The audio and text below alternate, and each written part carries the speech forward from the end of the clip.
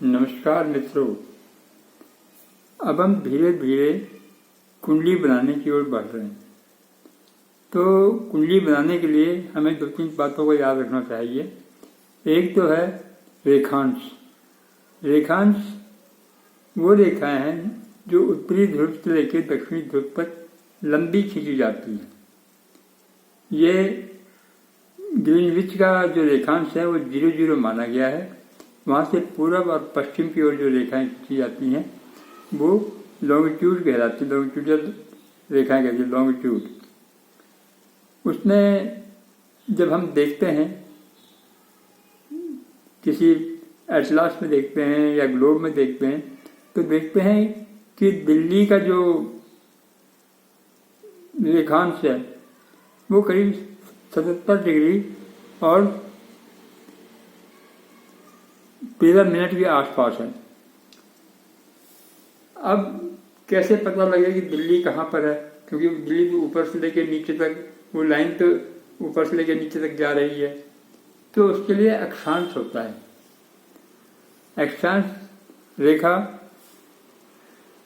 हमारे पूर्व से लेकर पश्चिम तक खींची जाती है और उसका जो सेंट्रल पॉइंट होता है वो विषुवत रेखा कहलाती है। विषुवत रेखा से ऊपर और विषुवत रेखा से नीचे। वहाँ से हमें मालूम पड़ता है कि जो दिल्ली का पॉइंट है उसको वो रेखा और ऊपर लॉन्गिट्यूड रेखा उनको कहाँ काट रही है। जिस पॉइंट पे वो काटेगी वो दिल्ली का अक्षांश और देशांश होगा।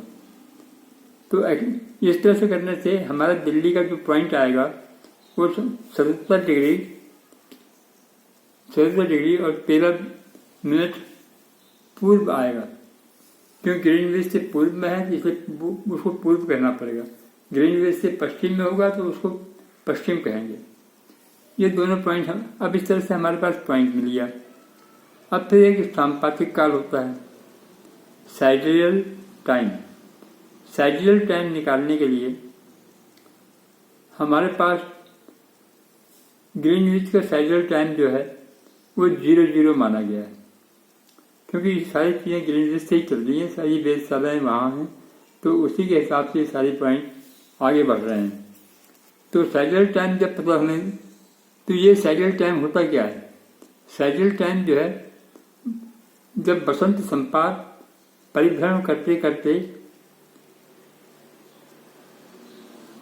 आगे पीछे चलता है और उसकी गति जो है अलग अलग होती है, तो उस गति को संपात जहाँ वो पॉइंट काटता है उसे बंधन इकोनेक्स कहते हैं, जिसे संपात बिंदु कहते हैं। आकाश के मध्य में ये होता है और 0-0 डिग्री घंटे संपात काल होता है। यह बिल्कुल ठीक 24 घंटे में नहीं होता, वरन ये रात की और दिन की अवधि में बढ़ने चढ़ने से ये चेंज होता रहता है। तो ये संपात काल, इसे हम साइडियल टाइम भी कह सकते हैं, जो जन्म होने के टाइम पर जो होता है उसे एसेंडेंट भी कहते हैं।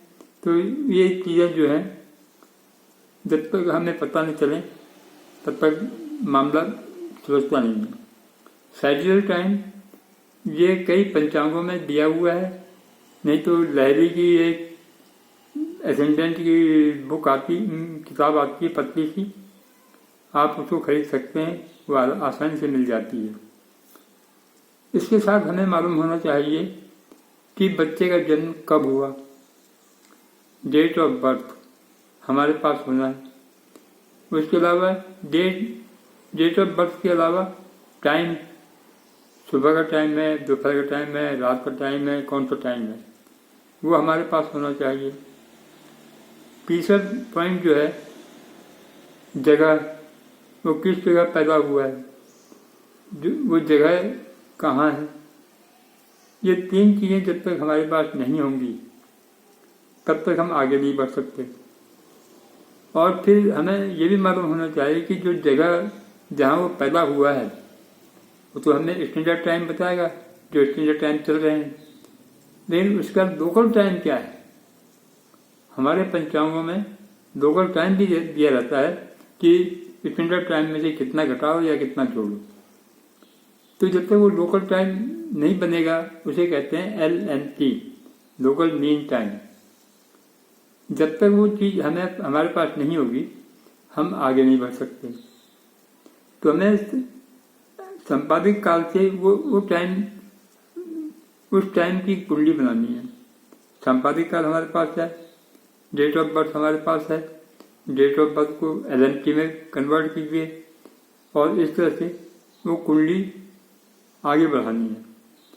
तो ये मैं अब कल आपको बताऊंगा। तब तक आप ऐसा कीजिए, पंचांग ले लीजिए। पंचांग भी जो है कोई भी आप ले सकते हैं, लेकिन मैं प्रेफर करूंगा श्री राजधानी पंचांग। अगर राजधानी पंचांग आप लेते हैं, इसमें संपादिक काल शेड्यूल टाइम दिए हुए हैं, तो आप आराम से कुंडली बना सकते हैं, नहीं तो अंदाज से बनाना पड़ेगा। या लहरी की असेंडेंट की बुक अगर आप लेते हैं, उसमें सारी चीज़ें मिल जाएंगी और कुछ नहीं करना पड़ेगा। तो देख लीजिए, मैं कल फिर आपके पास आऊँगा, आपको आगे बताऊँगा और उम्मीद करता हूँ कि आप मेरे इस चैनल को लाइक करेंगे, पसंद करेंगे और शेयर करेंगे, ताकि मैं आपको अच्छी तरह से सब चीज़ें बता सकूं। धन्यवाद।